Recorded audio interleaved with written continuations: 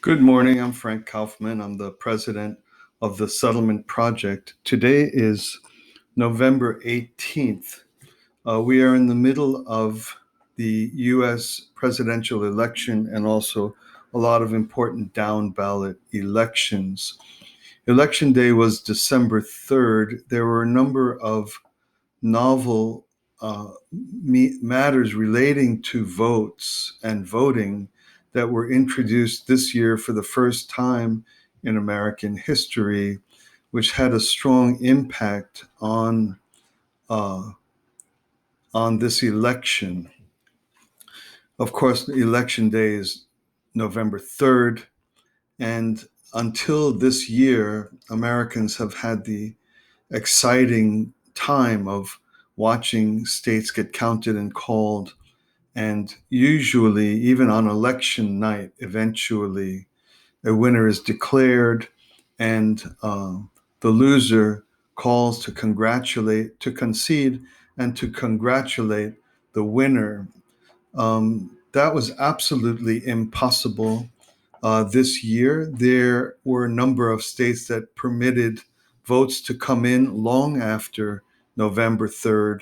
So there simply could not be a declared winner November 3rd, nor could there be your classical kind of beautiful tradition, beautiful American tradition of the loser publicly conceding, calling, it's a public telephone call, congratulating the winner. And then the winner would be, even though they knew the count gave them the victory, they'd be waiting for that concession call. Once that came in, they would then take the stage, the national stage, and and thank their supporters, congratulate the loser, also thank the loser and wish them a positive life, and then basically an acceptance speech and lay out a little bit about their vision for their coming presidency or their ongoing presidency, as the case may be. That was absolutely denied the American people. It was forbidden the American people. We were deprived of this tradition, this unbroken tradition from the beginning of our history, by the introduction of many novel developments which have votes coming in long after November 3rd. By November 6th, the AP called the election for vice president or presidential candidate Biden. This was long before any any votes are certified. Zero votes were certified. Um, while votes are still being counted, some states gave themselves until November 12th to continue counting. Uh, and in my view, in my strong view, this was the absolute height of irresponsibility on the part of AP and on the part of all media that subsequently accepted this as fact. Uh, the simple fact of the matter is the term Vice President elect Joseph Biden is a falsehood. There is no such reality. There is no such term. Uh, some media have projected his victory. That's the entire reality in which we're living today. People don't like to be wrong in what they do. First of all, there's a blanket media determination to rid the country of President Trump. That has existed since November 3rd, 2016. That's just the work of the media. In the interim, since 2016, the tech platforms have violated Section 230 and have become also determined and cooperative with legacy media in the effort to rid the country of President Trump. So now the country faces a very difficult situation in which uh, all established means of communication are insisting thousands upon thousands of times a day that the election is over, that Vice President Biden won, and they use the term Vice President elect. And if you read in legacy media, every headline describes President Trump refusing to concede or causing trouble, etc. The fact of the matter is, the president of the country uh, has come to the position or belief or view that a great deal of election fraud occurred during the election and presently, and is involved in court battles to demand recounts or to pursue the doctrine every legal vote. So uh, the depiction of President Trump as refusing to concede or sore loser or is is dishonest. It's disrespectful. It paints a person inaccurately. Um, every every Trump supporter knows that once the results are clear, that there's no one better suited or better inclined to concede than the president. What we're facing now is contested elections in several states based on documented evidentiary sworn testimony and lawsuits involving the fraudulent manipulation of the vote count. So that's our situation today. There's a good website that somehow is staying a little bit above the uniform determination of legacy media and big tech. When I say big tech, I talk about Google, Twitter, and Facebook. All three of these corporations are invested in undermining the process and forcing by means of censorship and by means of media manipulation and the perpetration of absolute falsehood, the impression that Vice President Biden won the election. He simply has not won the election. He may have won the election, and I'm looking forward to learn the results of that and preparing myself to live in my life appropriately uh, in regardless of which candidate won. I look forward to discovering which candidate won. My only concern as a citizen, as a voter, and as a politically concerned individual, that American elections are free and fair and transparent. And so I would urge my listeners to continue to be respectful, civil, and supportive of the process, no part of which has been illegitimate, except that the work of the media has been absolutely illegitimate. But Vice President Biden has not behaved in any way illegitimately. He was forced onto the stage to give a speech by the illegitimate actions of the AP desk and subsequent media and subsequent tech. But the vice pre- the pre- and the vice president also once projected, that's perfectly legitimate. A projected winner has the responsibility to begin to assemble his cabinet and seek access to the governmental bodies whereby he can arrive at his starting day equipped and prepared. All of that is legitimate. I think Vice President Biden and his vice president and um, his running mate are behaving legitimately. So anyway, so back to Ballotpedia is a somehow or another is pretty close to fair and neutral. I'm surprised. I don't find I've not found any normal media that is not in violation of the codes of honest journalism till now. But this has been encouraging to me, and I just want to present my readers with a couple of important pieces of information. And I encourage you to go to Ballotpedia yourself and do the research here, because it's very important. If you happen to want to be a fair and honest United States citizen that cares for your country rather than cares for the success of your candidate.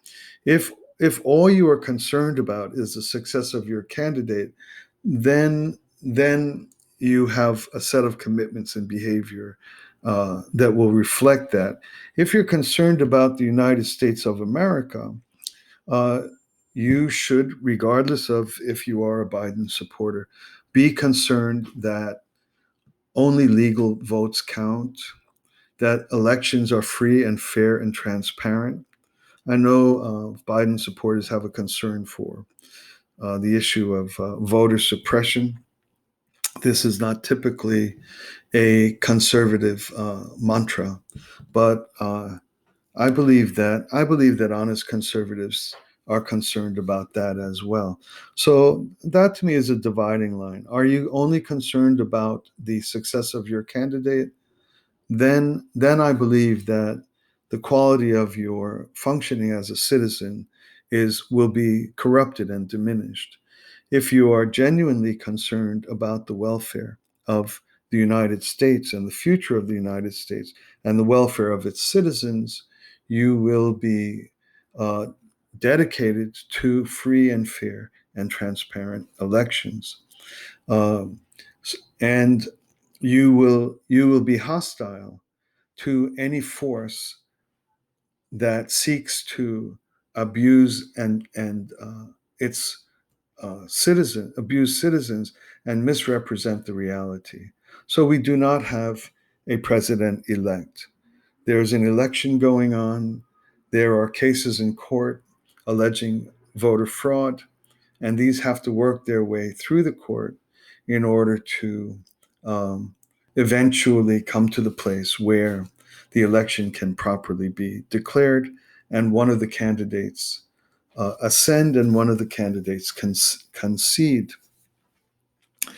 Um, there's a second thing, not only the court challenges, but the second thing that has to do with whether or not we have a vice president elect is the normal process whereby candidates are certified. So the vote count in every state has to be certified. There's a different deadline for every state to complete its count and to establish its certified count. And then there is, uh, in addition to that, there is the confirmation of the will of the electors. And finally, on December 14th, there is the presentation of the Electoral College casts their votes on December 14th. So anybody familiar with United States governmental regulations would feel offended to pick up any piece of media that claims that there is a that there is a president elect. Every Biden supporter in America should feel offended at every sticker on Facebook, every sticker on Twitter, every headline that decries President Trump's refusal to concede, and every headline that describes Vice President Biden as president elect. Every Biden supporter should feel offended that they are being abused, taken for fools, and lied to, and presumed not to understand how elections work in the United States of America. There's an article in Ballotpedia that reads, "What happens if a presidential candidate declares victory in the 2020 election before results are final?" And a couple of paragraphs of the article read, and again, I repeat, I have very little problem with Joe Biden, with Vice President Biden. He has not. He was forced into having given a speech and forced into having to pretend or play the role of vice president of president elect by an irresponsible, illegitimate, and dishonest media. He's the victim of of this uh, of this cabal and abuse of American citizens. But in this article on Ballotpedia, that the headline reads, "What happens if a presidential candidate declares victory in the 2020 election before the results are final?" Which neither candidate has done, by the way, other than casual political stumping. Declaring victory or expressing faith or hope or confidence, but none has formally done this. But here's the response to that question in this headline. What happens? Several factors have raised the possibility that media will not be able to call the presidential election on election night in 2020. That we already know happened. What happens if a presidential candidate declares victory before the results are final? The media has done that. No candidate has done that. A candidate who declares victory, and this is where Vice President Biden has to be very careful, because he's being forced by dishonest media to do this when it's a very difficult situation for him. But here's how the paragraph reads. A candidate who declares victory before the results are final could end up losing the election after all the votes are counted. And that's what President Trump's lawsuits are about: count every legal vote. And all honest Americans should allow that process to go forward unimpeded and challenged on the side of people who find these lawsuits not viable. That's what lawsuits are all about. A candidate who declares victory before results are final could end up losing the election after all votes are counted. The election results that state and local election agencies present on election night are unofficial partial results. I'll read that again. The election results that state and local election agencies present on election night are unofficial partial results. After election nights, results are finalized during what is called canvassing and certification of the vote. That's what's going on now, and a number of these processes are being challenged under the claim that voter fraud and ballot counting fraud is rampant. Here's the next paragraph. During this process, elections officials verify that the votes were counted correctly. That's what's going on now. Officials review rejected ballots and finish tallying write-in, provisional, and mail-in ballots. Mail-in ballots are a new term this year, COVID-related and confusion-related. States publish a report presenting the official election results.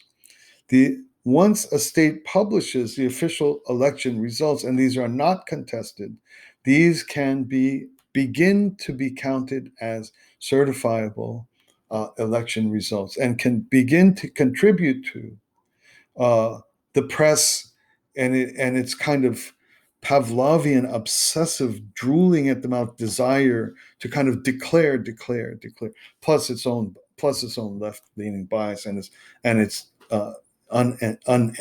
enduring hatred of the current president.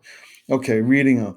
Often this result will include statistics on voter turnout, the number of absentee ballots versus in-person ballots, and the percentage of absentee ballots that were rejected.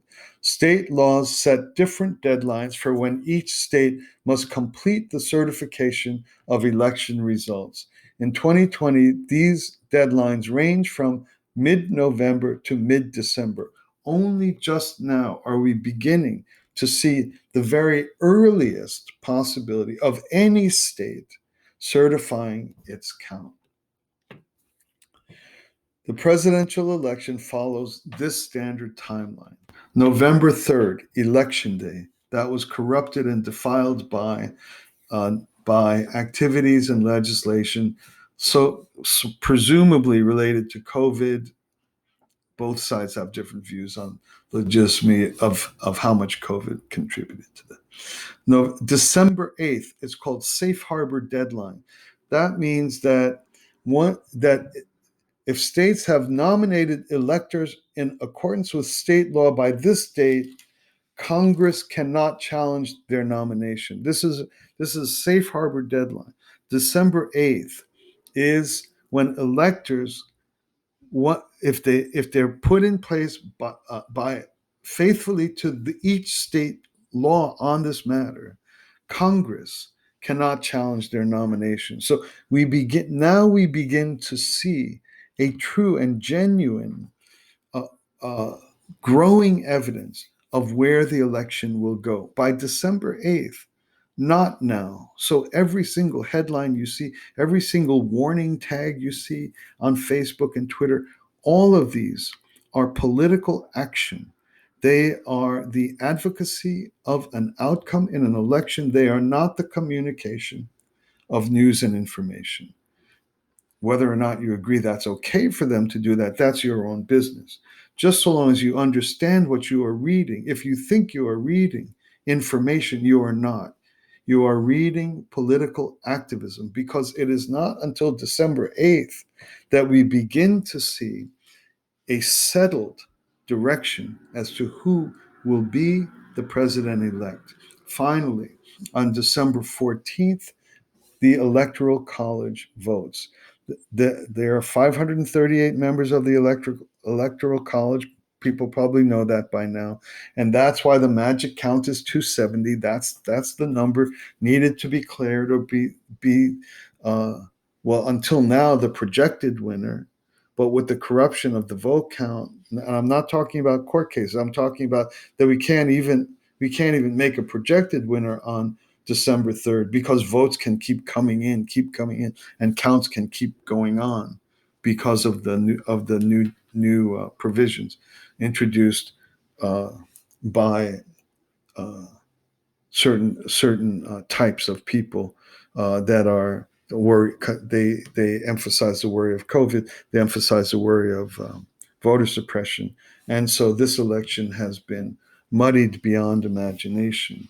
That because it's been muddied, the the flood or avalanche of headlines of President Trump being a sore loser or not conceding, or the talking heads that just have this as a matter of fact, are actually abusing every single American citizen, including every single Biden supporter. Um, there are further dates that have to do. There's a December 23rd date, a January 6th date, but this has gone on some time.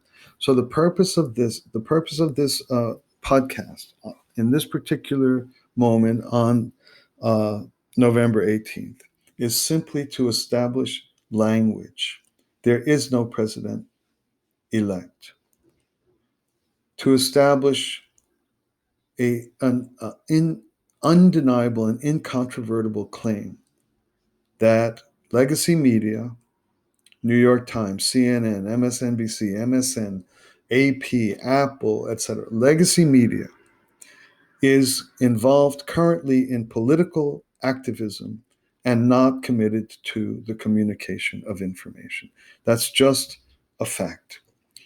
It's a fact based on that results are contested both legally, and the certification of votes is not in. So I hope this has been helpful. I hope that it's been communicative and provided especially my friends overseas who have taken a great interest in the current situation in America, that you can be aware of some of the not minor, some of the details of how elections are managed here in the United States. And I hope also for honest American citizens on both sides of the aisle with preferences for either candidate can commit themselves to living in an honest way, unless you just want to live in a partisan way. I think that's a diminished way of living in the United States. I think caring for the country is better, and caring for honesty is better. Caring for free, fair, and transparent elections are better.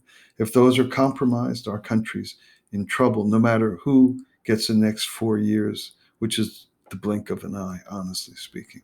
All right. Thanks a lot for listening. I'll be back with you again soon.